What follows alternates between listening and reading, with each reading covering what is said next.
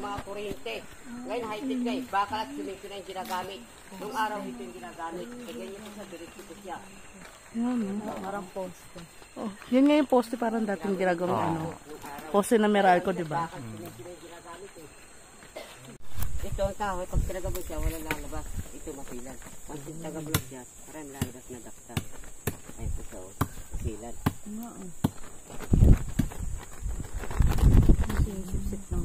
Madagta. Mataktaw siya. Ngayon, di ba may, sa inyong iba may mga probinsya, pag may mga tanim kayong kasoy, kaya mangga, kaya avocado, tinatagan nyo rin. Nanaginamit ko yung paghinamot. Tagad siya sa init. Wala siyang maano sa hamog. Ang pagtataga sa ano, pag may tanim kayo, parang lumaki pa siya yung mangga, para magbunga pa. Parang luos pa na yung taga. Para lumabas yung init niya. Para pag nasikatan siya, at lalaki siya, magkakaroon pa siya ng bunga. Lalo ko ulitin. Para lalabas yung kata. Ay, mushroom. Wow. Dami.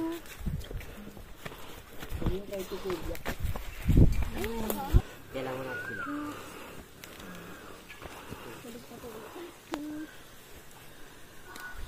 Ito po ang pangalan po nito ay Antipolo. Dito naman po pag nasa jungle ka o sa gubat, bawal maghunting. Pwede ka maghunting, gagamit ka ng buong araw yung pamana. Ito yung pinakadakta nito.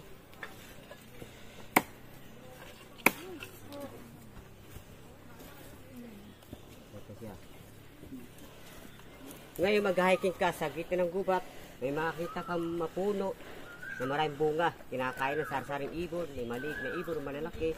Kukuha ka lang ng dakta niyan at ibibilad mo sa isang araw. Pag napatuloy mo na isang araw, kukuha ka nito. Pag napuno mo siya ng ganyan, ngayon aakit ka ngayon. Ilalagay mo ngayon, maraming dakta ho yan.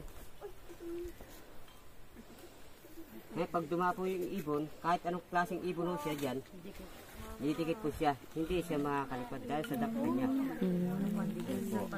Opo, mas masahal pa sa rugby. Ito po, Antipolo. Ayan po siya. Bukas lang yan, maraming dakta lalabas. Ayan. Antipolo, ginagamit namin. Alam yung mga woodpecker, yung maliliit. Yun ang mahal. Saka rito yung Martinez. Yan, mahal ang bilhin. Kaya nga lang, hindi kami nagbibinta. Kasi kalikano yun, nabubuhay din. Kasi may buhay din yan eh. Kasi nakikita tayo ng Panginoon, hirap din. Kami naman, may season naman kami pag-harvest.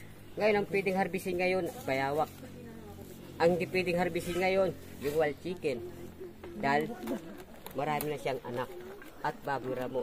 Pwede ang harvestin ngayon, pagsapit ng August, pwede na harvestin yung mga baboy ramo. At yung ibang hindi pwedeng harvestin ngayon dahil maraming itlog.